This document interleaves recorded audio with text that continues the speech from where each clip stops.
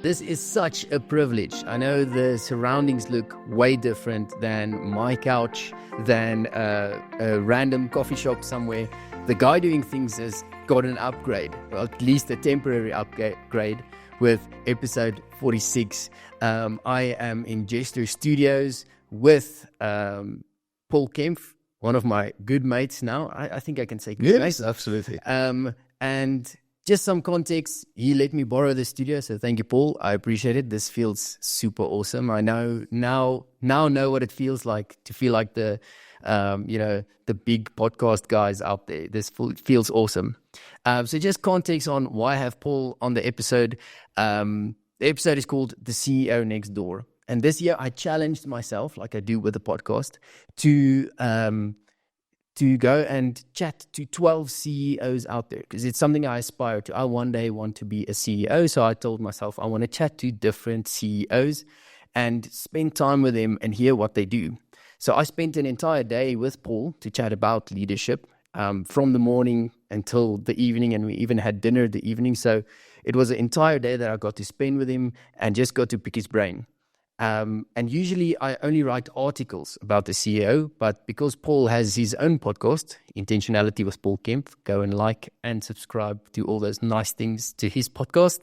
I wanted to have him on the podcast to chat about being a CEO and leadership. So that was a very, very long intro to introduce you, but welcome to the guy doing things in your own studio. Paul, welcome. Thank you, Thornton. Privileged to be here. Thank you for that introduction. If I may just add one or two things. I think it was an absolutely spectacular day we spent together. I was so impressed with you being prepared, because it was still a little bit cold at that time, being prepared to be at my house early, go for a run with me, really share the entire day with me. That was wonderful. And it's great that we finally get the opportunity to talk here on your podcast today. Definitely. No, I think what the day did, and the other CEO sessions are also great, but that's a half an hour chat. I ask 5 questions. So this is the selling point, is that I tell the CEOs, I'm not going to waste your time, because I know time is money. I'm going to take under half an hour. I'm going to do 5 questions, and then I'll be out of your hair. But as I mentioned to you, when I spent the day with you, I spent 12 hours with you. Well, more than, I think it was more. Yeah. Most of the CEOs run over that time because we just get so involved into leadership. And that's exactly why I wanted to do a podcast as well. Despite doing the whole day and learning a lot and writing an article, I'll put the link for the LinkedIn article somewhere in the notes as well, or in the comments. But let's kick off the leadership chat, because I love your view on leadership and I love the way you do it. I was a fly on a wall with a few circumstances throughout the day. The mundane things, saying hi, getting coffee, but also then some of the harder chats that you had to have, or the more intense chats that you had. So it was fun to see both those sides. I wanted to ask, what is the first question is, before I ask the official questions, just if someone didn't see our episode on your podcast, please go and check it out. Just who are you, where are you from, and what do you do? Okay. Paul Kempff, CEO of the company FFG. We're a financial services company, branches throughout South Africa. I work from our Pretoria branch. We've got branches in Potchefstroom, in Klerksdorp, in George, in Paarl, and even in Mauritius. I hope I've remembered all of the branches. Great business to work for. Absolutely love my job. Love the people. Love everything about FFG. I live in Pretoria. I did not grow up in Pretoria, but I've been here so long, I think I'm Pretoria through and through. Grew up in George and the Southern Cape, and that's it. That's who I am. And you've already mentioned my podcast, which is something I'm very proud of. I'm very proud of the episode that you appeared on. So yes, absolutely. People can go and check it out. And thank you that I'm able to do that little bit of promotion for my own podcast on your podcast. Awesome. And this episode is brought to you by Intentionality with Paul Kempff. Yes. You say you're Pretorian, but it's called Snore City, and you don't have a snore. No. Next time we need to talk about the snore, because it has to happen. No. I will say, I want to challenge you to get a snore. I was, when we finish here, I will show you a photo, but you'll be sworn to secrecy because you're never allowed to show that photo to anybody. I tried the mustache once in my life. Yeah. And when my wife saw it, she said never again. Okay. So unfortunately, I have a choice. Either I stay married or I get a mustache. I can't do both. Okay. Maybe I can get to, convince Chanel. I'll see if I can do that. Okay. So let's dive into leadership. What does leadership mean to you, Paul? I think for me, if I can give you 4 words, and then we can talk about each of these words. If I think about leadership, I think firstly about accountability. I think about sacrifice. I think about example. And I think about inspiration. So for me, that would be the 4 words that would kind of summarize my view of leadership. So if we think about accountability, to me, the moment you become a leader, and whether you're a leader of a team of 1, or whether you are the CEO of a large company, it's the same thing. That moment you step into a leadership role, you become accountable. You become accountable for people. Yeah. You become responsible. And it is a responsibility that you need to take very, very seriously. So I think for me, ultimately, I think of every single day, I'm accountable for a team of people, and I need to take that responsibility very seriously. Yeah. The second word was sacrifice. Now, the reason why I say sacrifice is everybody develops into leaders. You go through a process. You do a job. You do the job well. You get recognized. And then you get chosen to be a leader. Yeah. In your area of expertise, in the job you do in the company that you're in. And what I found interesting is that moment that you step into that leadership role, you actually have to make certain sacrifices. Because now you cannot just be focused on doing your job well, using the skills that you have learned to continue doing your job well. And let's just take an example. Let's say you're in a sales job. Your responsibility is to do marketing. Your responsibility is sales. You get remunerated for those sales. Yeah. When you become good at it and you become the leader of a sales team, you're going to spend less time on sales. You're going to have to potentially, maybe in the short term, even sacrifice commission, certain earnings. Yeah. Because all of a sudden what you're now doing is you're now going to have to enable people. You're going to have to empower people to become better salespeople because you are now the leader of that sales team. So for me, it's an important point to realize that if you choose to become a leader, if you're privileged enough to become a leader, it does come with certain sacrifices that you have to make. Yeah. I see. So I just quickly want to interrupt you there. I think sacrifice is a big word, and I think it's a big value that's missed in leadership. Because you get your skills, sales, then you get management, and then leadership. And I think somewhere between those, some people are just naturally good at sales. So the leadership recognize them, and then they put them in a management position, and some other in a leadership position. And then they're not a really good leader because they were originally good in sales, and they never wanted to be a leader, or they never wanted to manage. So it's good to know this beforehand. My big belief is my wife and I bought marriage books when we got engaged. And everyone was like, well, you're not married yet. Why are you reading marriage books? But the reason is we kind of needed to prep ourselves for that next level.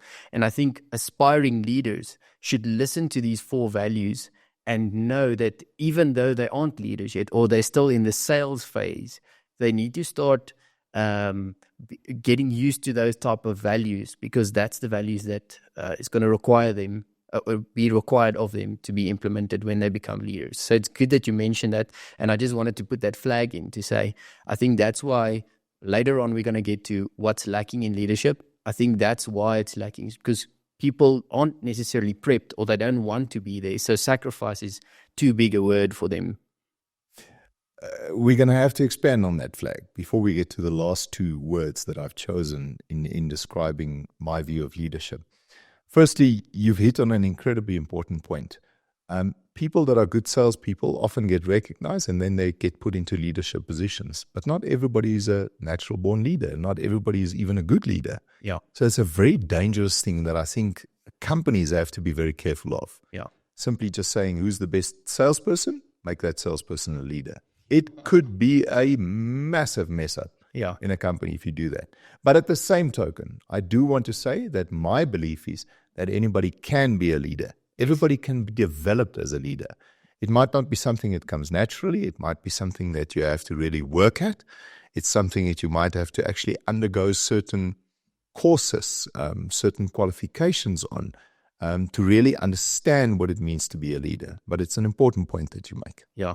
How would you recognize then a natural leader that's not necessarily because obviously in the day-to-day when you look at sales, a high performer could be an indicator, but we just discussed it could not be. How do you then recognize talent or leadership talent? It's a simple thing, but it's also one of the things that I struggle with most in my life, in my work career. That's delegation. So the moment you find somebody that shows potential as a leader, you start delegating small little things to them. So you don't give them the position, you don't give them the title, you don't make them a leader. You simply start taking small little things that you entrust to them, and you see how they do it. Oh, that's good. You test them. Yeah. You literally test them with things that you would normally do, and you see how they handle it, because their leadership skills will come out in that. And that's how you'll know this person actually has the potential to be a leader. And you'll never know 100%. Yeah. It's a experiment. But that certainly would give you an indication of this is somebody that you can actually take to a next level of leadership. Yeah. Okay, so we spoke about accountability. Yes. We spoke about sacrifice. Next one. The next one's example, and this is a very simple one, and this is one that I really try and instill in every single leader in our company. And that is, you must remember the moment that you get given that title, you are now a leader. You become an example. Yeah. People are looking at you. Your team is looking at you. And you need to be, and I'm sorry for using the word, you need to be intentional about everything you do, every single thing you do, because you have eyes on you at all times. Yeah. If you come in late in the mornings and it becomes a consistent habit, as an example, the day that you start talking to one of the people in your team about them being consistently late, you lose all credibility. Yeah. Because you're late every single day. You have to always remember the moment you're a leader, you have to set an example. And then I think the last one is very closely linked for me to an example, but I call it inspiration. Because when I think of the word example, it's about don't do the wrong things. Because somebody's looking at you. When I think of inspiration, it's do the right things, because those are the things that will inspire people to try and do things the way that you do it, for them to also become successful, for them to also become leaders. Yeah. So that's the 4 words that I would choose if somebody asks me, what does leadership mean for you? Accountability, sacrifice, example, and inspiration. So both example and inspiration to me points to culture. And I'm going to link it somehow into the next question. But culture to me is something that I find fascinating. In my CEO sessions, I spoke to leaders of various organizations in different fields, in healthcare, in the wine industry, obviously in finance. And culture to me as an aspiring leader is a very important thing. But I think, and we did speak about it when we did the chat during my visit that day. Being the example and inspiration, my question on culture is, how do you cultivate a certain culture in a company then? Because not all companies can have nap pods and free bananas or, PlayStations. Yeah. But how do you create a culture that you then want to cultivate through example and inspiration? Slowly. It takes a very long time. Often not just to instill a culture, but also to change a culture in a company. Carefully. So it's slowly, it's carefully. And I think the most important thing is you need to identify first what is the culture that you want in that company. Yeah. I mean, we don't have PlayStations and what did you call it? Nap pods. And, Yeah. yeah, flexible working hours and hybrid working structures and all those kind of things. Yeah. Because we've intentionally made the choice we are not going to have a culture like that. Yeah. You have to first decide what is the culture that you want, and then very carefully, very slowly, over time, do things that would instill that culture in your team members, in the people of the organization. Yeah. But it's again very important to understand that the example part is there again. Yeah. You have to be the example of the culture that you want in the company, because the way you do things is the way that the culture is going to be taken forward by your team members. Yeah. And what I've noticed as well is you need to get key people. I coached rugby when I was a student, and despite the captain, despite the captain being the leader, you need to identify 2 or 3 other players that are the instigators or the culture drivers. And I also saw that as a small scale of practice in leadership is where you get someone in the back line, someone in the forwards, and then your captain, and they are kind of the informal culture drivers to say, okay, guys, we're never going to put our rugby jerseys on the floor. We always put it either in our bags or wherever. It's not just going to lie on the floor. That's a culture thing, but you get your certain, I'm saying instigators. That's a negative. It sounds like a negative word, but it's people that will kind of help instill the culture. Have you seen that in your company? Let's say you have Friday is Braai Day. Now you get Jan. I don't know if there's a Jan working for you, but now you get Jan to always light the fire. So he's the guy that knows that's his little job, and he starts creating a culture. Friday is Braai Day. So at 11 o'clock, he starts smelling the fire, and he's part of the culture drivers. Have you seen something like that at your company or in your leadership experience where that helps to have instigators or helpers? Yeah, I think I want to use the word ambassadors. Oh, there I we think go. that's a more positive word. Yes. You need people in the organization, not necessarily people in management positions, just certain people that understand what it is you're trying to achieve from a culture point of view, and they must be the people that on the floor, are your ambassadors for that culture that you're trying to instill. Yeah. Yes, absolutely. We do have people like that. Yeah.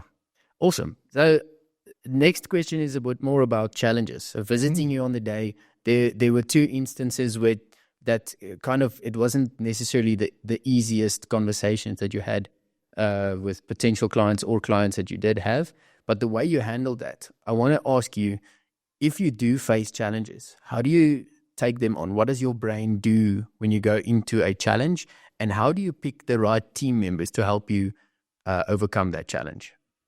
So first word that comes to mind is stay calm. Again, because you're the person that everybody looks up to, people will immediately look to you for guidance in a difficult situation, in a challenging situation. And what will inevitably happen is they will take the lead from you. So if the setback happens, if this issue comes up, if you have a difficult client screaming at everybody, it is absolutely crucial that you are the one that brings calmness to the situation, that brings control to the situation. So I think to me, that is personally the number one way of dealing with these kind of things. I think the second thing for me is keeping your mindset right, trying to find not just the solution, because you obviously need to come up with a solution to this challenge or this issue that has come up now. But once you've found the solution, is to try and always keep that positive mindset around what is going, so that you can identify the learnings that can come from this, the lessons that can come from this setback, make sure that everybody understands what these lessons are that we are learning, and then also look for the opportunities that comes out of these challenges. Because it's just something I've found, if you frame it right in your own mind, if you're not just handling the problem, looking at the issues, if you're looking for the opportunities in the problem, in the crisis, I think that's the right word. If you're looking for the opportunities in the crisis, I think you can always take a challenge and turn it around into something a little bit more positive. I always think that it's important for a leader to be vulnerable. Okay. But that's something you need to be careful of. Yeah. And I mention it now because I think the one time when you've got to show strength. You've got to show resolve is when you're dealing with a crisis. Yeah. Even if it's something that really scares you, if it's something that really concerns you, Yeah. that's the one time that I think you don't show vulnerability. That's the time you show strength, because you're the one that has to be in control at all times. Yeah. Your second part of the question was, how do you choose someone to bring into this? Yeah. And I think the answer to that for me comes back a little bit to something that I've said just a few minutes ago, and that is that you look for people in the team that has the potential to be future leaders. Yeah. And then you take them in a situation like this and you give them one small aspect of this issue, of this problem, of this difficult client, and you give them the responsibility to handle that. And then you see how they do that. Yeah. And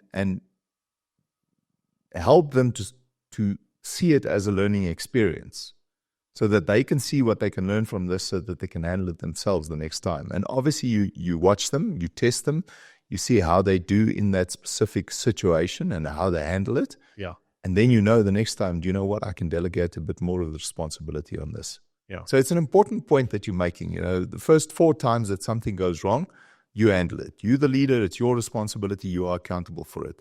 But they need to learn from that. So that the 5th time you can say, but hold on, we've had this problem before. You've seen me handle it. You go and handle it. Yeah. So it sounds like the CEO of Netflix, I don't know if he's the CEO still, but he said a company should be like a sports team and not a family, because a lot of companies say we're family here, but then that's, anyway, we could do a whole episode on that. But the sports team example and what you said is, to me, it sounds like you kind of beforehand need to know who is going to be your impact players, who's going to be, let's use football as an example, not rugby. Who's going to be your strikers? Who's going to be the midfield? Who's the goalkeeper beforehand to know? And I think you also kind of mentioned the answer to how do you pick who is kind of just to put certain people in situations and see how they handle that. And I think it's also about personalities. Some challenges need a bit more tenacity to be solved. So then you kind of put the goalkeeper in, because goalkeepers tend to be more cocky. So you kind of put that guy in, or someone that's a bit more calm. You get a older midfielder in to go and handle the situation. I think that's a great example. And that leads me to my next question, because challenges a CEO or a leader will always face challenges. But the way that a CEO is measured in terms of whether he does a good job is success. Obviously, you see CEOs or football managers come in, and if the wins don't come, they get fired or they get It's all sacked. about results. And it's the same for CEOs. Yeah. So what then do you define as success?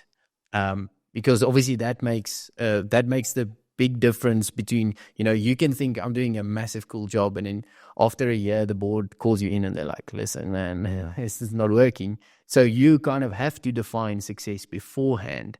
And I want to hear what that is. Yeah. I think that ultimately success, especially in a position like CEO, especially in corporates, and by the way, I'm not in a corporate. We're not a corporate company, but I think especially in corporates, the definition of success is very narrow. I don't agree with it. I don't think it's right, but it's incredibly narrow. It literally is what's the scoreboard. Okay. It's like your example of a football team. I mean, we see it all the time. You can be the greatest, most empathetic coach that there's ever been. All the players love you. But if the results don't happen the way you want them to happen, you're going to get fired. It's as simple as that. Yeah. And I think it's literally as narrow as that. A CEO is very scary. A CEO is measured on results. And the results, unfortunately, probably 80% of that is, what's the bottom line? Yeah. Have you grown the revenue? Have you grown your profit? What is the dividends? That's it. Simple as that. But I don't necessarily, for me personally, that's not the real definition of success. Yeah. I think for me personally, the definition of success is broader. Now, I'm not discounting the fact that the results have to be on the table. The bottom line have to be right. But I'll give you an example. What if you are spectacularly successful from a results point of view. You are growing the revenue. Your bottom line is just increasing every single year, but every single person working for that company is an absolute wreck. Yeah. You have a constant turnover of staff. You are firing 20% of the staff every single year. Literally, I want to almost call it ruining people's lives and their livelihood, Yeah. all at the price of a bottom line. For me, that's not success. Yeah. For me, success must be balanced. And it's also personal. Yeah. So, yes, Okay. the results matter, but I think success has to be balanced and it has to be personal. What's important for you? So, for me as CEO, aside from the results, which is obviously, it is about the culture. What's the culture at the organization? How are we looking after our people? Yeah. What is it that we're doing to create a sought after workplace, a workplace where people are happy, where people have the right work-life balance? I think if you can achieve all of those things while having the results on the scoreboard, I think to me that is success. And that just, to me, that comes down to my definition of success for my own life as well. So Yeah. I'm first talking about the company and the people of the company that you work for. But now when it comes down to success for me, it's also about not just, how much money are you earning or what position that you attain. It's were you able to keep a balance in your life despite the time pressures and the stress that is created by the job you have? Have you been able to pursue the things that give you joy in your life? Have you been able to pursue your passions while being successful? So I think a lot of it for me is about balance. There's three things that stand out. The first thing I wanted to say, the definition of success, I think it's good to not make it the results part, because you get stuck in that, in my opinion. You get stuck in that mindset of only chasing the results, and then you end up, not valuing the people. But the second thing that then stands out, and that's where I kind of want your advice.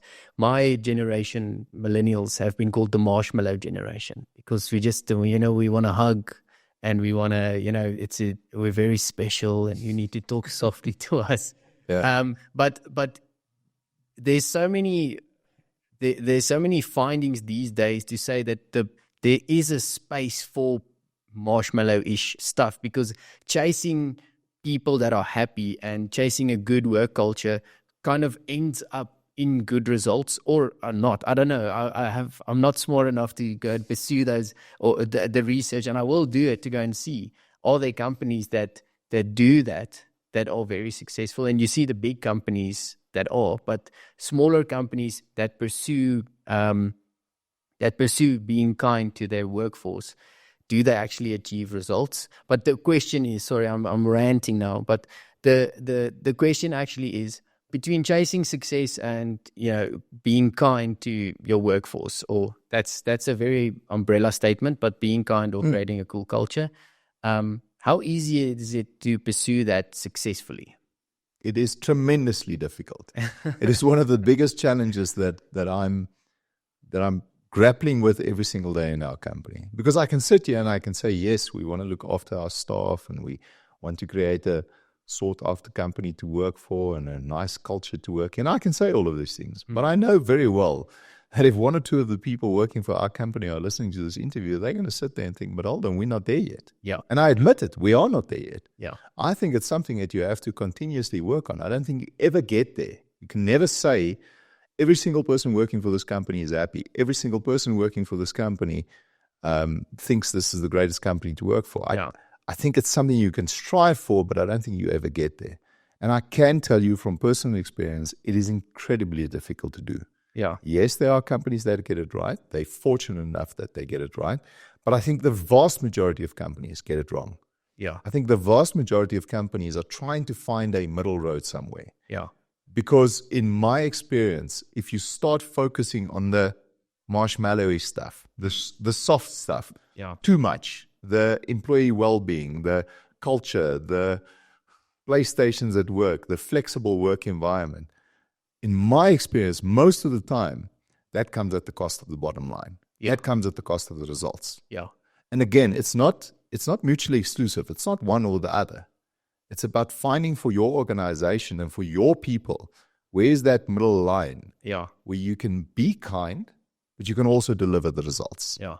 And that's a challenge from my side. Oh, absolutely. Because as an aspiring leader, because I want to do that, but I also know that it's super important to have a company that's successful and that you can keep the jobs. It doesn't help everyone plays PlayStation and at the end of the year, you have to fire people. Yeah. But I also know, because I've been at companies where it's all about the bottom line. And then at the end of the year, they just slap a year-end function on it with an open bar tab. Yeah. And then you think, oh, I'm happy. But it's not. It doesn't work like that. The day I figured out exactly how to do it, I will give you a call, but don't expect a call in the next 10 years. If I figure it out, I'll call you as well. All right. Okay. I quickly wanted to go to, I think I mentioned a few gaps, and you know that I'm an optimist. I'm definitely not a skeptic. But I do see and I'm still young and I haven't been a CEO yet. So, but looking from down to the upwards to the leaders, I've seen a lot of gaps. So, what do you think the world needs in terms of leadership, and how can my generation, young people, start learning that to not make the same mistakes? We're all going to make mistakes, and we have to admit that we're all going to make a lot of mistakes, maybe too much marshmallows, but we need to, I want to make sure, and I want the world to hear, and the world's leaders to hear, the younger leaders, that there are gaps that we need to address, and I want to hear what it is and how we can address that. Okay. I think first one for me, I'm convinced we need more empathetic leadership. It's a clear gap that I've seen, not just in our industry, any industry. And now I'm going to say something very controversial. My wife is never going to believe that I said this, but I think that's why also sometimes women are better leaders than men, certainly in certain instances, in certain circumstances. Yeah. Because I think empathy comes a lot easier Yeah. to them. That I hope I'm not overgeneralizing, but that's just my perception. Yeah. So, and that's why I think it's very important that you also have balance when it comes to things like gender in the leadership teams in your organization. Yeah. But I definitely believe empathetic leadership is something that we need. I would like to see more inspiration and mentorship in leadership. Thank you. It's something that and it's the weirdest thing. I was actually yesterday in a conversation with one of our leaders in our organization about this very specific topic, and where this person said this to me. So again, I'm not sitting here and saying, I think we need more mentorship and inspiration, because that's exactly what I'm doing. I'm saying it because I think we can do better with that as well. Yeah. I think there's simply too much focus on command and control. Yeah. You know, your style of leadership of like maybe 50 years ago or 100 years ago. I really, really think there has to be a bigger focus on the role of a leader as a mentor. Yeah. And helping people to grow. I think the third one for me, and I'm not just saying this, I genuinely believe this, is diversity and inclusion. And I need to explain. Obviously, this is to do with race.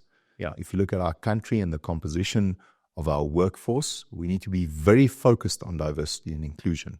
But I'm also talking about gender. I've already said it. I think in certain circumstances, especially in certain leadership positions, women are better leaders. And we need to embrace that diversity in our organization. Yeah. And for me, the third thing in terms of diversity is gender. It's one that I personally struggle with. I often find myself frustrated with the way that the younger generation look at things in the workplace.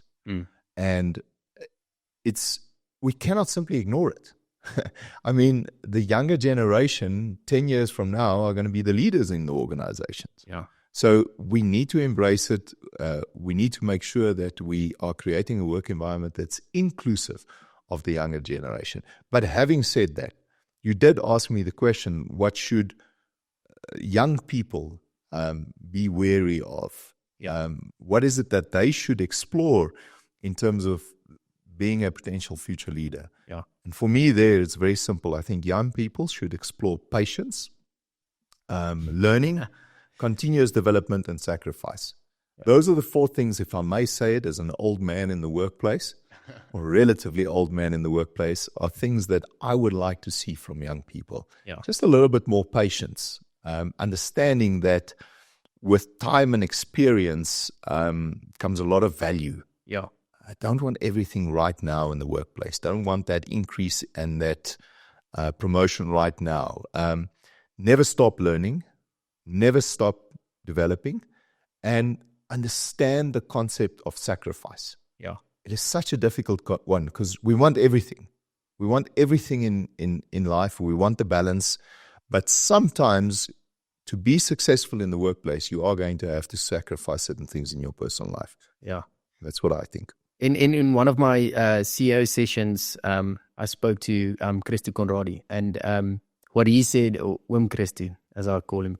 So he spoke about your life is going to be like a figure 8, and the 2 circles are not going to be bigger in terms of work or life, or just, I think that his comment was on balance. Sometimes the work circle is going to be a bit bigger, and it's going to sacrifice home. Or sometimes the learning circle is going to be bigger than the execution circle, and it's very valuable, the input that you gave. On the diversity note, I wanted to actually, because it stuck with me. We did a course together, Life Work Leadership, and there was an American speaker that spoke about diversity and inclusion, and a South African context of diversity and inclusion can quickly, make people uncomfortable, or, make them a bit hot in the collar. But he didn't speak on anything we expected. He said the whole idea of diversity and inclusion is diversity of skills and diversity of expertise to get the problem solved.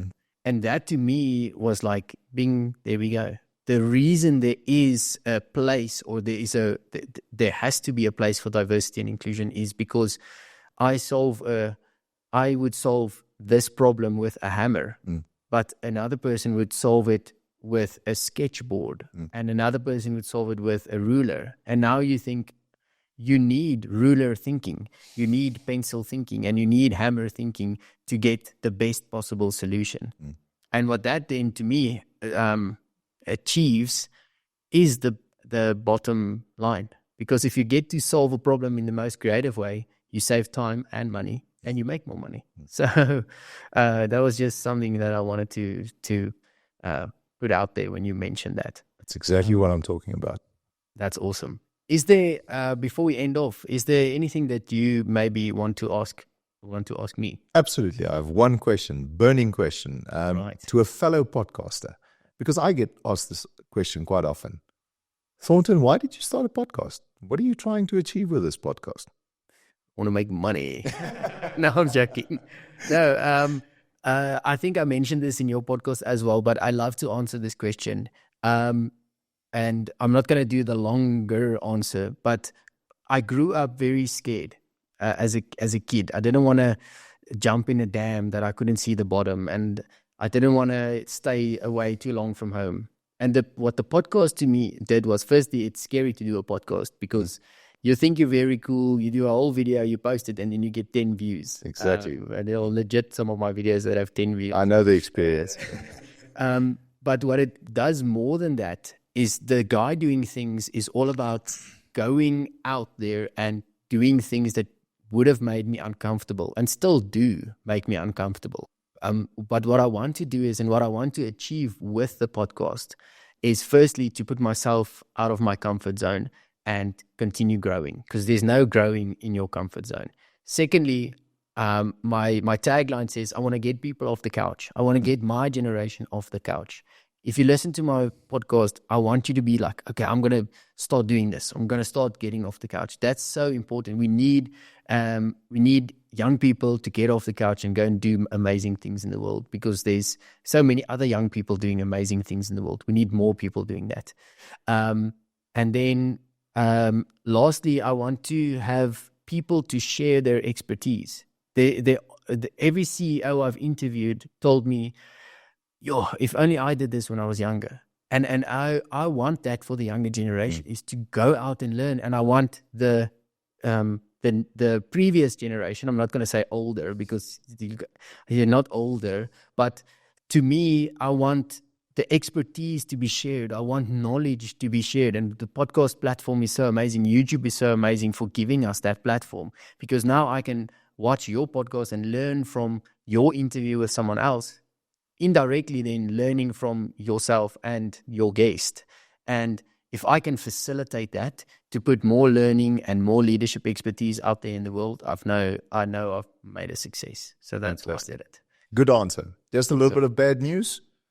It's very, very difficult to make money out of a podcast. I know. No, so it's just for the fun, and it's so fun having you. Thank you so much for borrowing this amazing place. Thank you to the production team as well. I know that you guys are also helping a lot, so I appreciate it. And thank you, Paul. You are awesome. If there's anything you want to leave the listeners with before we say bye, do you want to say something, an end quote to end the episode with? You've put me on the spot there. I'll have to think a moment. That's why I didn't prepare you for that. No. I've got something. It's something that I've spoken about a lot in my podcast, but I do think it's appropriate. And that is go out there and find your ikigai, that Japanese word for reason for being. Yeah. Find that intersection in what you do between what it is you love, what it is that the world needs, what it is that you are passionate about, and what it is that you can get paid for. Yeah. And the moment you do that, that's when you really start changing the world. Awesome. It was awesome being here. I had a lot of fun.